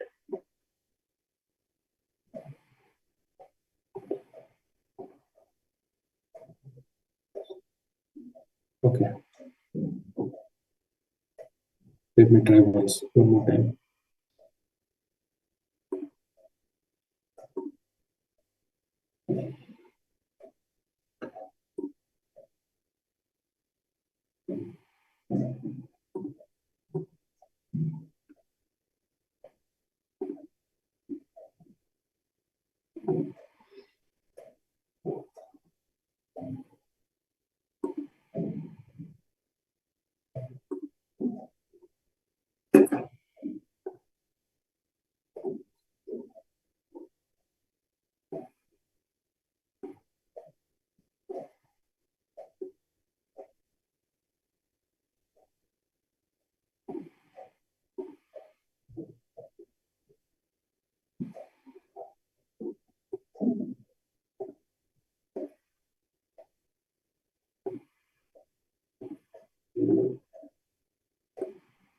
Meantime, let me tell you. So this is the Google Gemini which I'm using.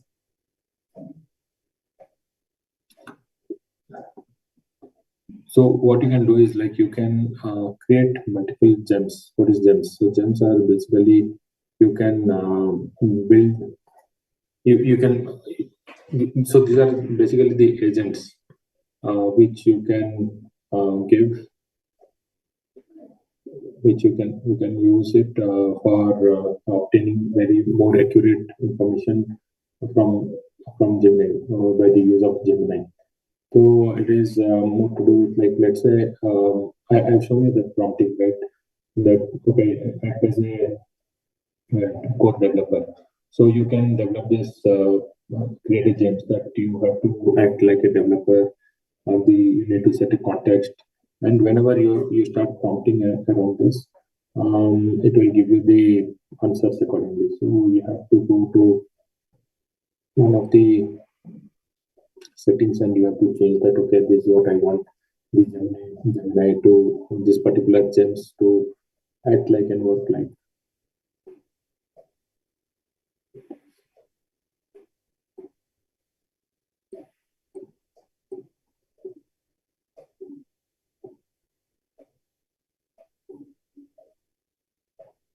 Okay, yeah, so maybe there is some glitch around this, but yeah, I'm saying it works, and then it has the capability. Definitely, I mean the software when you're building up an application, you could have seen even the biggest applications there are some glitches around this, but yeah, there's a way to fix, and I mean basically the capability which I've shown can be built across. So yes, so I'm open for any other questions. Yes, sir. Sir, the question is how can invoice discounting, trades and supply chain financing be scaled for MSMEs?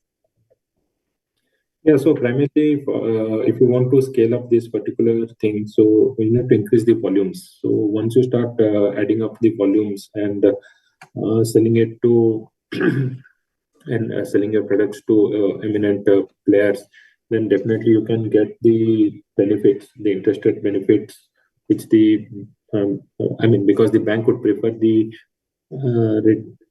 credit rating of the industry player, let's say Bajaj, I mean Tata or TVS or something.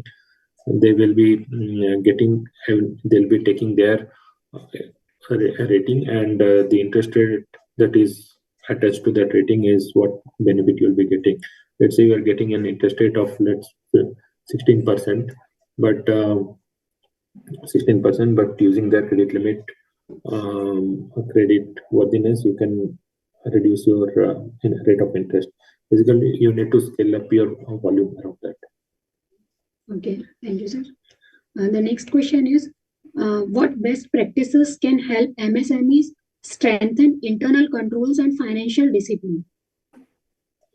Yeah, so internal control, basically need to see, that's where I was trying to put across the digitization. So internal controls, so when you're trying to scale up an MSME, there are multiple challenges because most of the things are manual.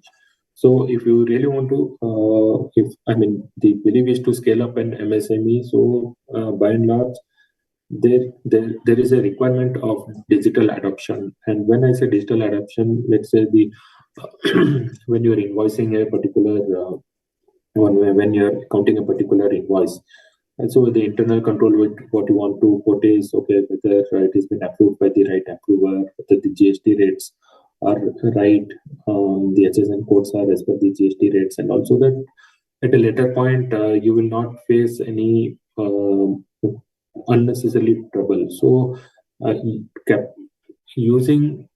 start using the capability around the artificial intelligence within your firm or with the help of other firm and all. So that is where you can build real internal controls which you can monitor. I mean, you need not have the manual control, but you can have the dashboard. Okay, these are the things which internal control which are required, and you can just monitor what are the red flags around that. Yes.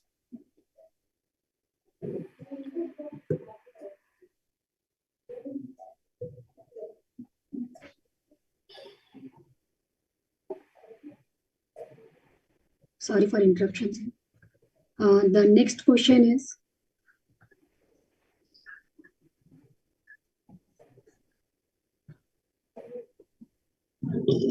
what support is required to enable MSME to access global markets and exports? Yeah, so for that, primarily you need to visit okay, so there are a couple of things in that. So primarily to build up your network and all, you need to visit the expo fairs and all, where you can have the visibility around what are the products, what are the systems that are available in the market, at the global market as well. Need to strengthen the relationship with the bank. Let's say you want to export or import the thing. So what are the different facilities, funding facilities that are available, how you can optimize those funding facilities, whether it is LC or whether it is the bank guarantee which you have to provide, because sometimes the bank guarantee are also tied up to your, most of the banks will be asking for some collateral when it comes to bank guarantee or even the LC. So that is where the smart financing mechanism works.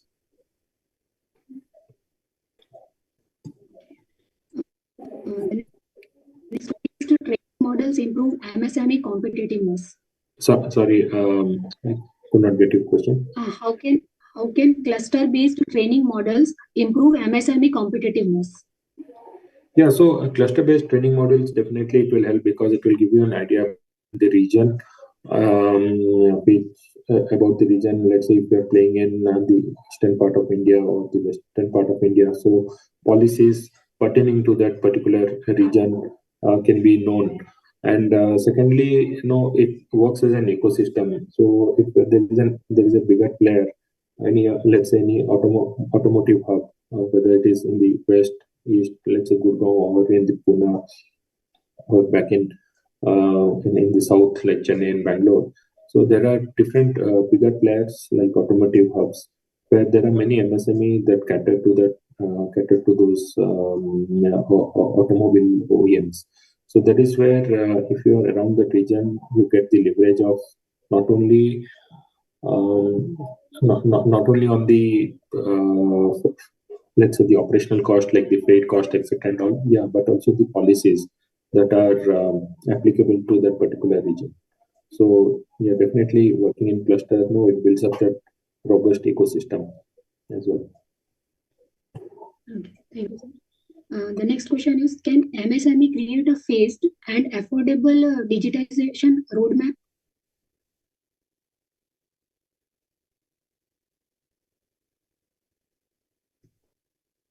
and there are many tools that are available in the market. And just now what I showed as the Google Accelerator program, they really support the MSME and then the startup to build up the digital ecosystem. So one of the capabilities what I showed is this. So the thing is, no, the advantage of this is you get the technical expertise.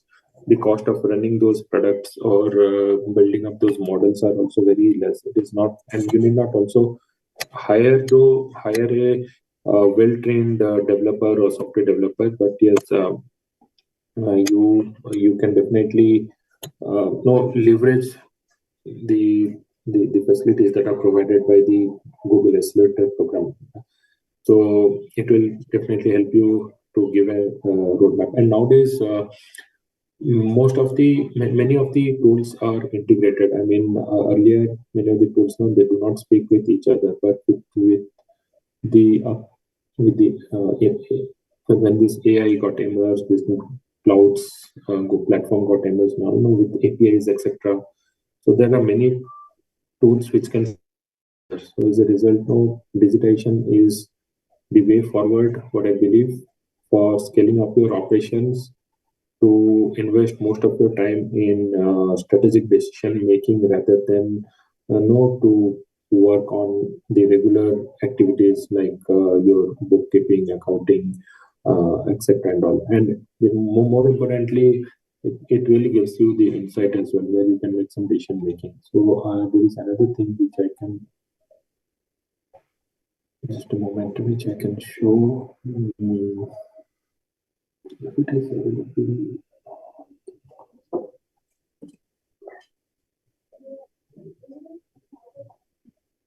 So there is something called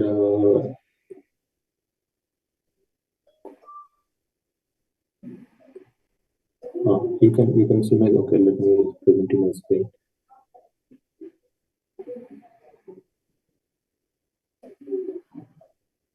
So there is something called Looker, Google Cloud Looker. So it is a data analytics platform where you can see you can build different kind of dashboards. So if you're working in this particular ecosystem, Google ecosystem, you did not build up those charts and graphs using the slides, etc. and all. You can use the Looker for effective, efficient, and on-time dashboards. So it has a lot of capabilities. You need to start exploring.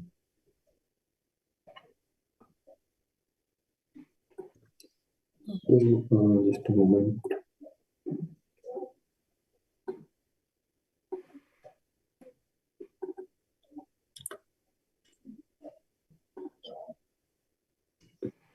You can see now, you can get in touch with me to understand more about how to use the Google platform.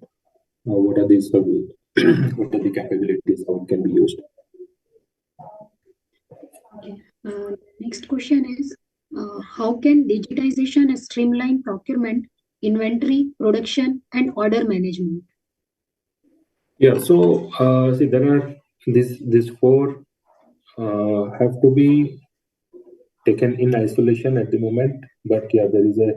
So basically, what you're trying to say is it is an ERP thing which will be working out. But yeah, the P2P process is, let's say there is a digitization is, let's say you are raising up a PR, that the purchase requisition. So you can map the entire PR till the payment that happens to the vendor in the entire format. So you can start using that PR, then the PO, linking the PO, and then subsequently the invoice, GRN, etc., and the three-way match.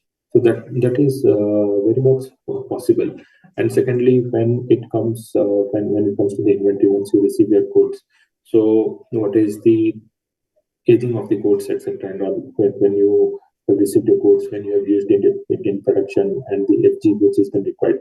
So once you integrate all those things within your digital ecosystem, the insights what you receive with where you are living on your building your inventory, where you are not able to process the invoices, where there is a delay in process the invoice. And now I've shown you in the initial slides how those companies they use the ERP, TDS, warehousing finance. So most of the things are also linked with the bank. So you can send away. You need not email those invoices to the bank.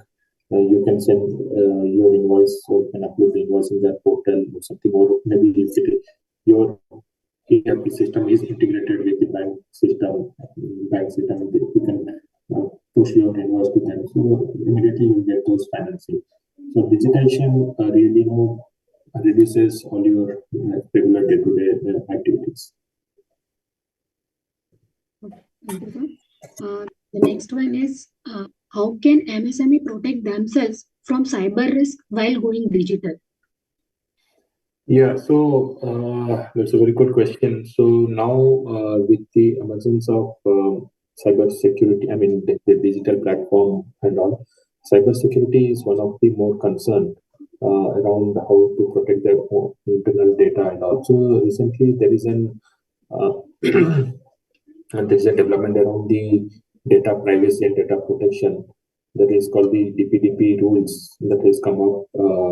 I mean last year, sometime in October, November last year, and that will be applicable in first half of 2027. So these rules will what does this rule say is how you can treat your data, your customer data, how what kind of mechanism you need to adopt in protecting their data security, where you can share, where you cannot share, etc. So the rules, once it is applicable, it will be mandatory and it will significantly reduce the risk of the cyber security, etc.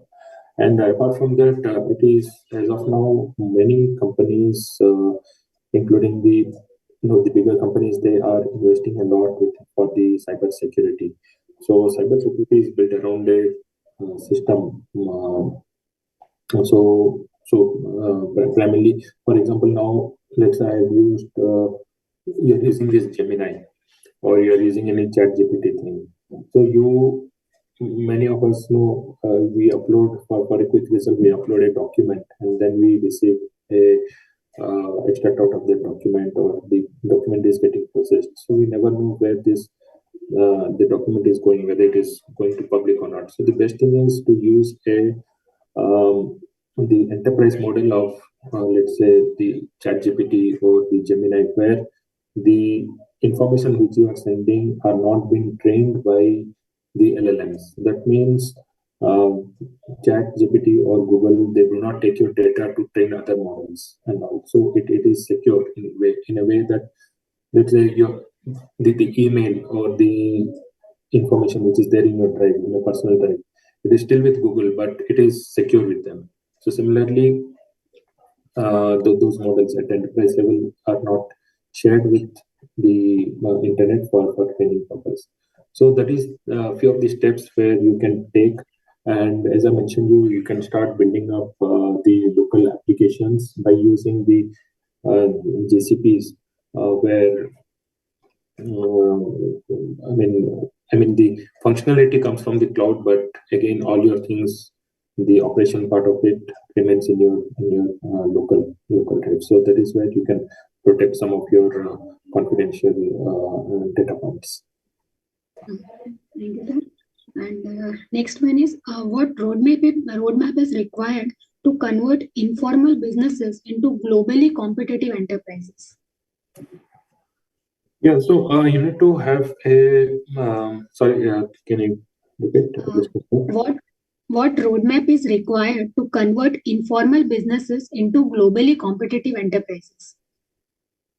Yeah, so informal thing is the first thing is you need to have a mindset of scaling up.